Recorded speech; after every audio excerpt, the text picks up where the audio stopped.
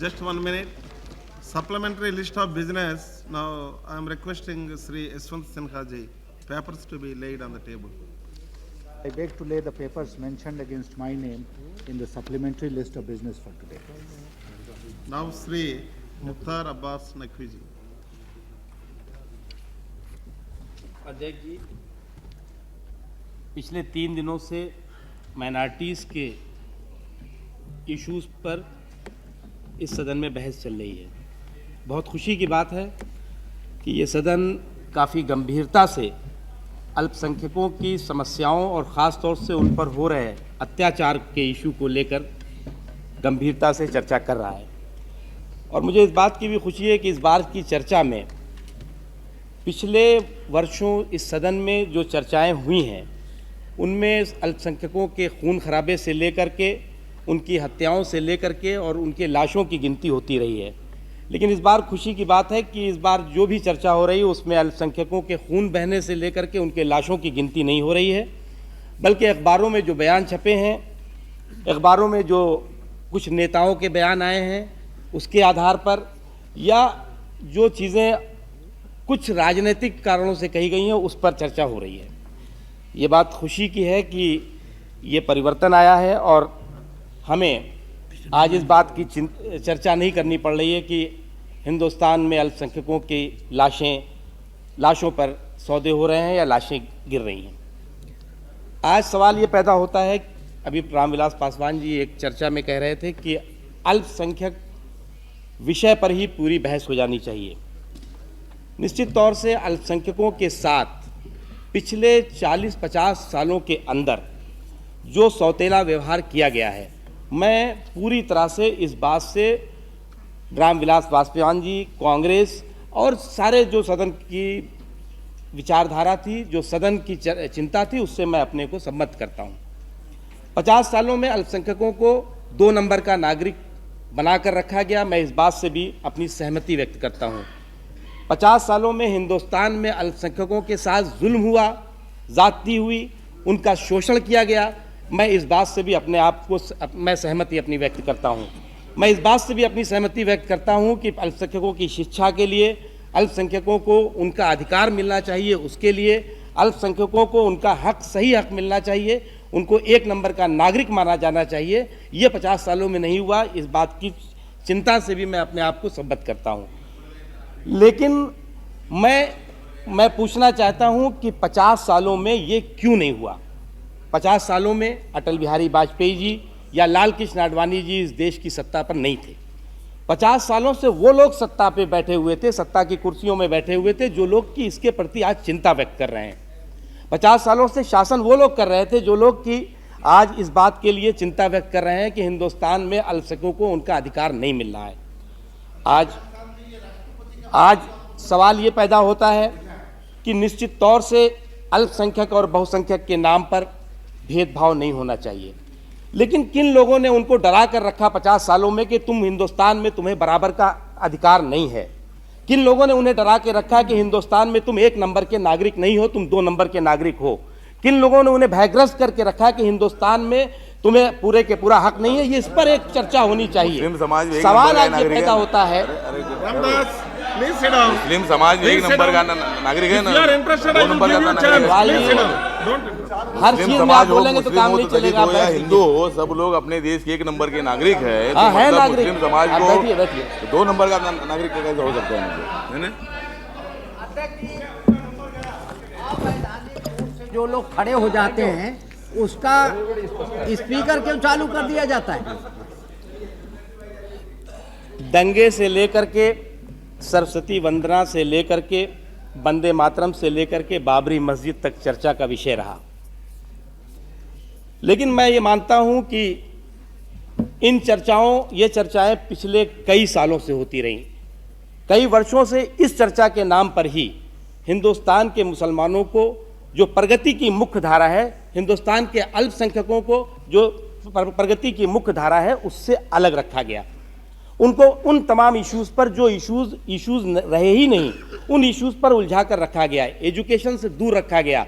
Employment पर उनको कभी भी ऐसी कोशिश नहीं की गई कि वो रोज़गार पा सकें, क्योंकि मुझे लगता है कि कुछ लोगों का कुछ राजनीतिक कारणों से भी एक वजह रही होगी कि राजनीतिक शोषण करने के लिए कमजोर रखो, राजनीतिक शोषण करने के लिए उस कौम को, जिस कौम का कि राजनीतिक शोषण करना है, उसको अशिक्षित रखो, उसको बेरोजगार मत होने दो, और निश्चित तौर से बेरोजगार हो जाएगी, शिक्षित हो जाएगी तो राजनीतिक शोषण हो नहीं सकता। और भयग्रस्त बना के रखो, डर खौफ पैदा करके रखो, और खौफ पैदा करने के लिए कोई ना कोई सामने व्यक्ति चाहिए, कोई ना कोई सामने राजनीतिक पार्टी चाहिए। और वो उन्होंने भारतीय जनता पार्टी को एक राजनीतिक पार्टी, एक ऐसे दल के रूप में, विलन के रूप में, खलनायक के रूप में लोगों, हिंदुस्तान के अल्पसंख्यकों के सामने पेश किया, और हिंदुस्तान के अल्पसंख्यकों को डरा कर रखा है कि ये बीजेपी वाले, ये भारतीय जनता पार्टी वाले तुम्हें हिंदुस्तान में एक नंबर का नागरिक नहीं बनने देंगे, अगर इनकी सरकार आ गई तो तुम्हें हिंदुस्तान से बाहर निकाल देंगे, अगर इनकी सरकार आ गई तो तुम्हारे हक पूरे के पूरे छीन लिए जाएंगे। लेकिन आज खुशी की बात है कि 8 महीने से सरकार आ गई है, और इन 8 महीनों की सरकार में हिंदुस्तान के अल्पसंख्यकों में विश्वास बढ़ा है। मैं इस बात स्पष्ट रूप से कहना चाहता हूं कि इन 8 महीनों के शासनकाल में पिछले, अभी बहुत चर्चा हुई पोखरण की, पोखरण के विषय पे बहुत चर्चा हुई, उसमें पोखरण टेस्ट करने वाले अब्दुल कलाम साहब की भी बहुत चर्चा हुई। मैं कहना चाहता हूं कि हिंदुस्तान के मुसलमानों की तस्वीर पिछले 50 सालों में हाजी मस्तान और दाऊद इब्राहिम बना के पेश की गई थी। हमने 8 महीने में हिंदुस्तान के मुसलमान को अब्दुल कलाम बना के पेश किया और बताया कि हिंदुस्तान का मुसलमान हाजी मस्तान और दाऊद इब्राहिम जैसा क्रिमिनल नहीं है, अब्दुल कलाम जैसा वैज्ञानिक है। हमने हिंदुस्तान की तस्वीर बना अलग पेश की, चर्चा हुई पूरे के पूरे हाउस में।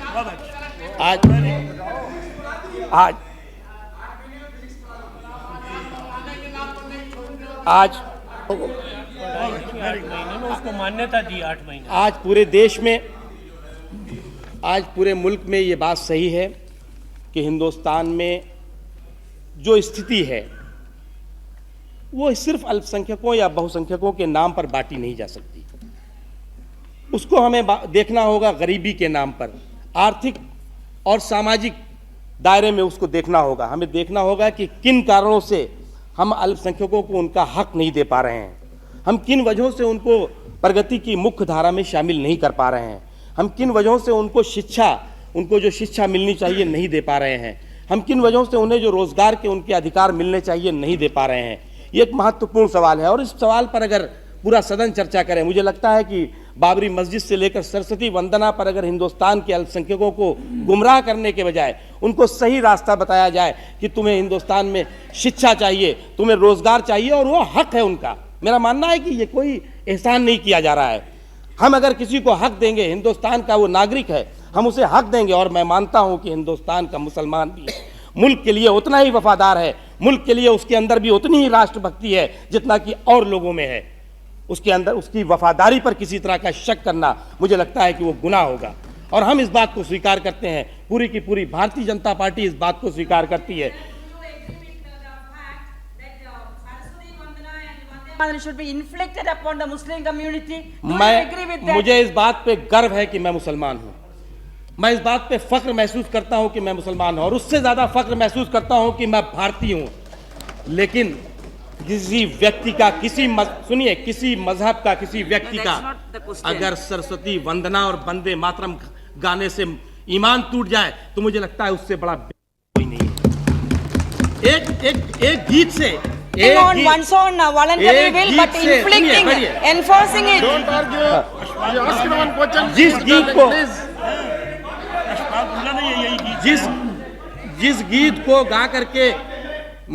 गीत को गा करके हिंदू और मुसलमानों ने, सिखों ने, ईसाइयों ने, सारे के सारे कौम के मजहब के लोगों ने एकजुट होकर के हिंदुस्तान को आजाद कराया और अंग्रेजों को हिंदुस्तान से बाहर निकाला, जो गीत की No sir, no sir, complete please. No sir, no sir, You are no senior sir, member, you know the point of order. No sir, it cannot go like No, that. you get chance, No, you sir. can speak. Please, No, please. sir. I am on a point of order. Just 1 minute, please. I am on a point of order. What point of order you tell? Just 1 minute. Yes. No, what is Sir. your point of order? You tell me first. They, Please wait. Just 1 minute. sir, what is being said now? Please. No, no, no. I am here. Please sit down. I am here. Please sit down. My The question. chair has permitted me. Chair has permitted me. What is being said, sir, is not true. No, no, no. Leave it. What is your point of order? My point if of it order is is unsought, that later it the will house, come. the house cannot be misled with wrong statements, false statements, distorted statements like that. And number two, उन्होंने जो बात कहा कि सरस्वती वंदना जो नहीं कर पाएंगे वो ईमानदार नहीं है. That is very objectionable. Very objectionable. मैंने Very objectionable. नहीं How नहीं can मैंने it be? सुनिए Please. It should be deleted, Gupta sir. ji, yes. Either it should withdraw or it should be deleted. It is very low. No. You cannot impose आपने- in a country. The Constitution has allowed freedom Saraswati वंदना को of my faith, sir. It cannot be imposed. ये देश का धर्म के लोगों He का doesn't एक have ऐसा any idea about the whole sir, ये Vande देश का Mataram धर्म के लोगों Rambas, का कहने की भी कोई हद होती है। I'm sorry to say, कहने sir, की कोई हद he होती है। doesn't have the knowledge of the whole story of Vande Please sit Mataram. down. You sit down first. हमले किए जा रहे हैं इस तरह से ये एक मैंने कहने की Please, कोई 1 हद minute. होती है, Sir. कोई लिमिट होती है, कुछ Sir. आदाब होते हैं, कुछ तरीके होते हैं. खुले तौर पर यहाँ पर कहा जाना, Bharat यह Bala बात ji, को Bharat Bala ji. एक्सपंज किया जाए रिकॉर्ड में से. So is in point of order, please. नहीं Under, I am on a point of order under 376. जितना है Can you listen to me? अगर किसी Sir, Saraswati Vandana and Vande Mataram can be religious situations where Muslims will never boycott, provided the state does not issue instructions by way of compulsion. No, kindly listen to me. I am quoting the Constitution of India, Article 25. I will not read the whole. Subject to public order, morality and health, and to the other provisions of this part, all persons are equally entitled to freedom of conscience and the right freely to profess, practice and propagate religion. Now 28. 28, no religion. No, kindly, let me complete. Yeah, I have been allowed. Freely I have been allowed. Bharat No Bala ji, Emphasize religious- freely practice. This is very important, sir. I have allowed. Mr. Chairman, sir, Article 28, no religious instruction shall be provided in any educational institution wholly maintained out of state funds. I will not read other sections. So, neither can Sanskrit be made compulsory in UP, nor Saraswati Vandana, nor Vande Mataram. And the Supreme Court does not also there. But Mr. Abbas Naqvi, what is objectionable in his statement? He says, in his enthusiasm, because he is a minister, and I have respect for him. But he says, one who finds Vande Mataram wrong, singing of Vande Mataram wrong, is a. So this he should apologize and he should be withdrawn, and it should be. And I leave it to you. Sumitra Mahajan, madam, please He sit down. cannot say it. Please sit down. Why you are? He has committed Please. a improper action. He said it. He said it. And you need it. Record must be played. It's not correct. He has I will say one thing. Chair will take a decision. Please sit You must down. understand. Chair will take a decision. Please sit down. Withdraw that word. You withdraw. That is proper. Don't argue like this. We give him a chance. Ramdas. मैंने अध्यक्ष जी मैंने स्पष्ट रूप से मुझे लगता है कि सैफुद्दीन सोज साहब को मैं समझा नहीं पाया. मैंने स्पष्ट रूप से मैंने कहा है कि अगर किसी गीत के गाने से किसी का ईमान डगमगा जाए, नहीं वंदे मातरम ही मान लीजिए, चलिए, अरे please Please sit down. Your role is over. Please. किसी He is giving गीत his के answer. गाने Please से sit down. अगर किसी का ईमान डगमगा जाए तो मुझे लगता है कि उसका telling ईमान something, मुकम्मल please नहीं wait. है। Give me chance. Yes, I will give you. Give me chance. और अगर सुनिए, Please, source. I will say the Minorities to sing the song, which is objected to, not a person singing it by himself or herself. अच्छा Mr. Bharatwala ji, just please hear me. मैं किसी तरह से भी Please hear me. ईमान सिखाने आएंगे, अब बेईमान हमें ईमान सिखाने आएंगे। हाँ बोलो भाई, बोलो। हद करते हैं, हद। गुफ्तगू की कोई आदाब होते हैं और इस आदाब में रहकर बात करो।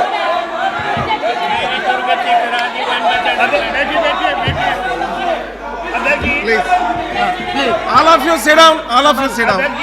All of you sit down. इनकी ओर हाँ बोलो। Ramdas. आपकी ओर से किस तरह से जहर में सुई डाल के जब यहाँ भाषण दिए गए, वो कुछ नहीं था।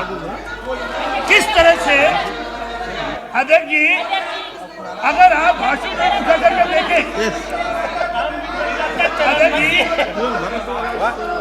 अध्यक्ष जी, आप भाषण डाल के देख लीजिए 2 दिन के। अध्यक्ष जी, पिछले 2 दिनों के भाषण जिस तरह से जिस तरह से हमको कहा गया, हम सब सुनते रहे आपका। Please, Ramdas. Please sit down. Please, all of you sit down. Please.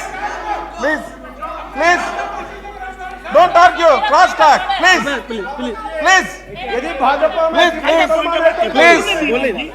I will go through the records. If it, please wait. Just 1 minute.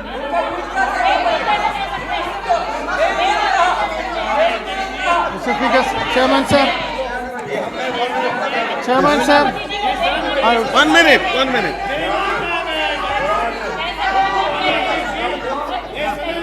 Just 1 minute. Korean. Please. Just Korean. Just 1 minute. Please. Yes. Please. वो senior member है, Please. Direct से बताएंगे।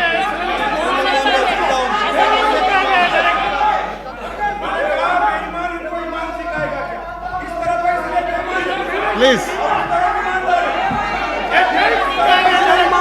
और इस तरह बात बेईमान, इस तरह बेईमान है। Please. If it is any objectionable, I will remove from the records. Please sit down. Mr. Korean. Please. Yes.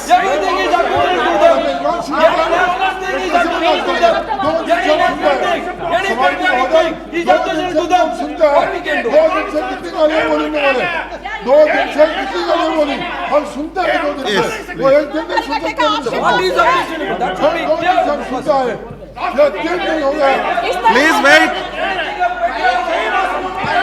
Please. Chief Whip of the main party is on his legs. Please. This is not the way for your behavior. I have given chance to the Chief Whip. Please. Madam, please. Please, madam. All of you sit down. Please. Madam, please. 1 minute. Please. Yes, I will see the records. Please.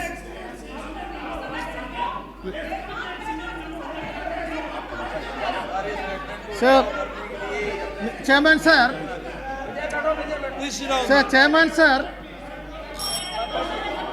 Chairman sir. See, I am only submitting that this controversy is unnecessary. Mr. Naqvi is an honorable minister. Maybe there had been some other provocative speeches. But when an honorable minister speaks, he has to show restraint. But I would like to remind Mr. Naqvi that please, No, both. please, let me complete. By being a Muslim, you cannot sing Saraswati Vandana. Hear completely. That is your view. You please hear completely. Then you react. You listen completely and then you react. आप जो सुनिए उसके बाद react करो. I am only reminding this much that why I said Mr. Naqvi. I hope he is aware that Honorable Home Minister himself has clarified it and said that whether Saraswati Vandana or Vande Mataram, it is not going to be compulsory. And Home Minister himself, let me say,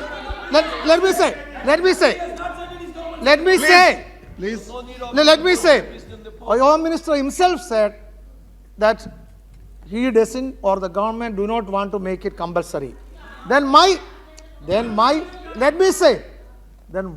minister or the government unnecessarily bring and makes a comment? Yes, makes a comment. See, let me say, make a comment. Let me complete. Baba, be little patient. थोड़ा some patience दे दो. You have no patience. Naqvi ji, you proceed, please. You have no patience. अध्यक्ष जी No. I will go through the records, both sides. If अध्यक्ष जी objection, I will remove the records, please. मैं कर रहा हूँ. Don't make an issue. If it is an objection, I will remove the records, please. ये very bad says. He is saying something. I cannot He is a minister, not anybody. Don't say he is anybody. He is a minister. He is a minister, What sir. is He is a minister, sir. I was also a minister. He is a minister. Saying is very much against the letter and spirit of the constitution. My minister was telling. Unnecessarily you should No, you need not clarify. You need not clarify. Let him clarify. He is a minister, you should show respect. Sir, the minister has taken oath in the name of the constitution. What he is saying is against the letter and spirit of the constitution. Pluralism, freedom to faith has been granted. अध्यक्ष जी Yes, proceed. अध्यक्ष जी Please. मैं इस विषय को बिल्कुल Don't make noise. अध्यक्ष जी मैं इस विषय Ramdas, को please sit down. मैं इस विषय पे बिल्कुल नहीं बोलना चाहता था, लेकिन माननीय सदस्य Please hear first. इस वर्ड को निकाल Please hear माननीय first. सदस्य की तरफ Please hear से first. इस विषय पर बोलने के लिए रिक्वेस्ट आई. माननीय सदस्य ने कहा कि इस विषय पे आपके क्या बोलना. मैंने ये कहा कि मैं पूरी तरह से असहमत हूं कि उसको कंपलसरी किया जाए. मैं कंपलसरी करने के जबरदस्ती मैं बोल रहा हूं, अभी सुनिए तो. अरे भाई अभी सुन रहा हूं. मैं compulsory. Please tell, is it your government's view? That those who do not sing are dishonest. Is it your government's view? Don't, this is not, this parliament, you are a minister. Please, Say it is your government's please view. listen first. No. Please listen first. We want to know whether it is government's view. Wait. Please listen first. Let Please. him say that. Speaker, sir.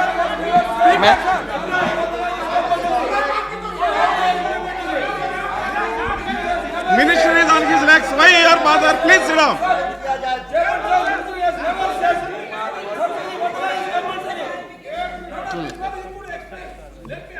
Simple question.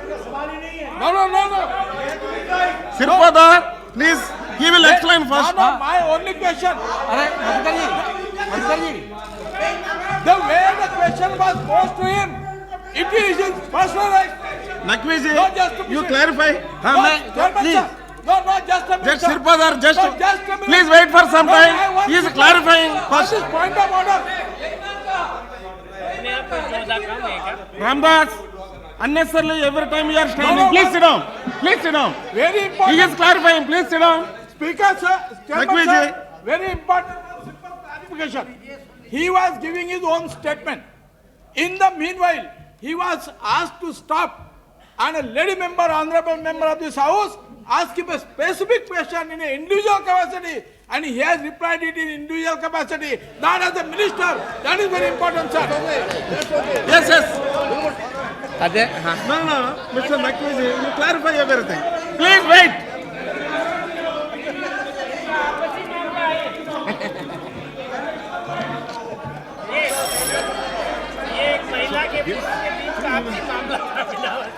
अध्यक्ष जी बोलना है इस पे कि अभी इस पे नहीं बोलना? कतई माफी नहीं, बिल्कुल अरे आप बैठिए ना, आप माफी नहीं, आप बैठिए। अध्यक्ष जी, सारी राय मान जहाँ तक और सवाल है उन सवालों को लेकर के जैसे अब बात में आप कह दीजिए अध्यक्ष जी। यस आप कह जस्ट 1 दीजिए। मिनट, just 1 minute, सुन लीजिए। just please hear me first, please hear me. Both sides they have said, Biman, this both words are removed from the records. Yes, sir. Yes, sir. No, no.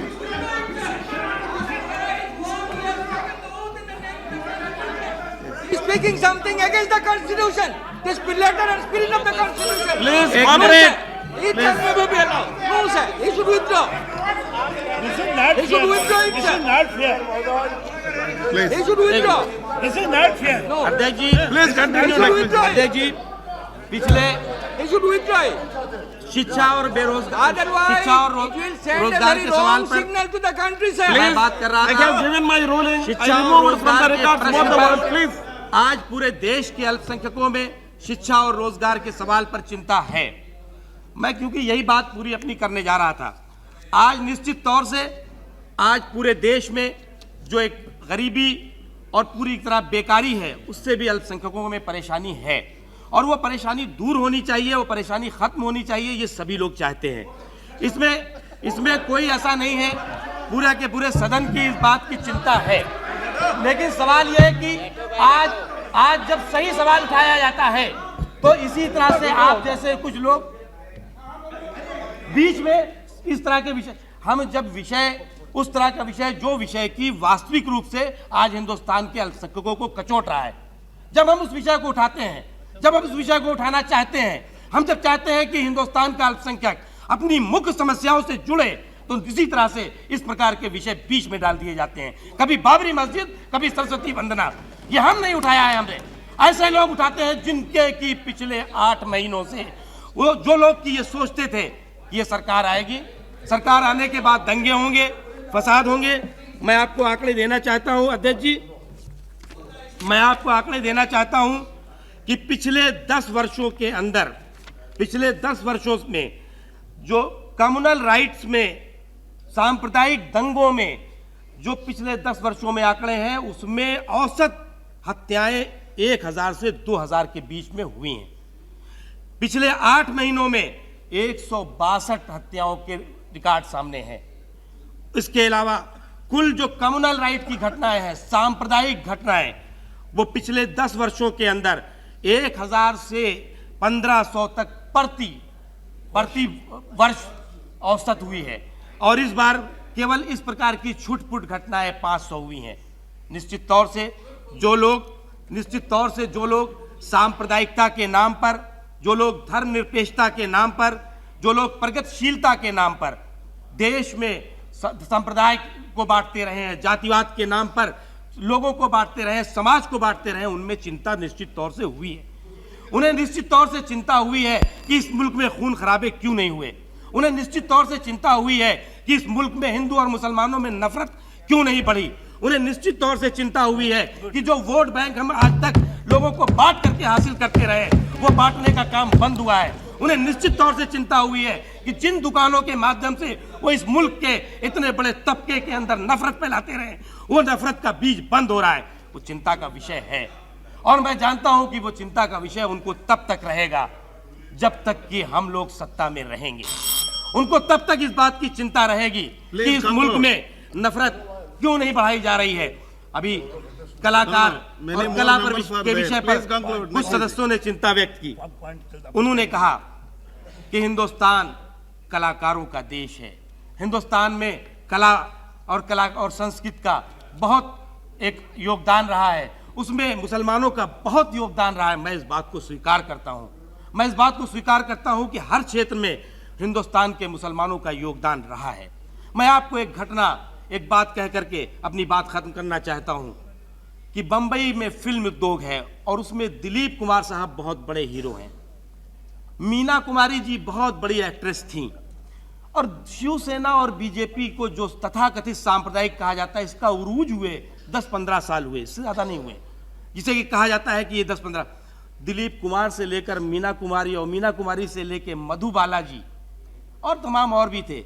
Dilip Kumar का असली नाम था यूसुफ खान, मेहरुन्निसा नाम था मीना कुमारी का। इसी तरह से मधुबाला भी मुसलमान थी। और जो सेकुलर सरकार थी, हमारी कम्युनल जो सो कॉल्ड सरकार है आज, उससे पहले जिन लोगों की सेकुलर सरकार थी, उस सेकुलर सरकार में यूसुफ खान को दिलीप कुमार बन के काम करना पड़ता था। उन सेकुलर सरकारों में मेहरुन्निसा को मीना कुमारी बन के काम करना पड़ता था। और जब से शिवसेना और बीजेपी की सरकार आई है, शाहरुख खान से लेकर के और तमाम एक्टर एक्ट्रेसेस को मैं केवल वही जवाब दे रहा हूं। मैं केवल वही जवाब दे रहा हूं जो सवाल उठाए गए हैं। Please sit down. Everything you make objectionable. What is objectionable in it? Please sit down. Please conclude, Mr. Naqvi.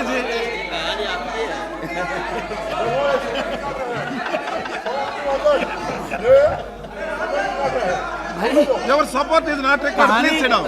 ये कहानी आपकी है, सुनने में क्या आपको हर्ज है? अरे बहुत अच्छी कहानी है। क्या हमें पता नहीं। Please conclude. जब अल्पसंख्यकों के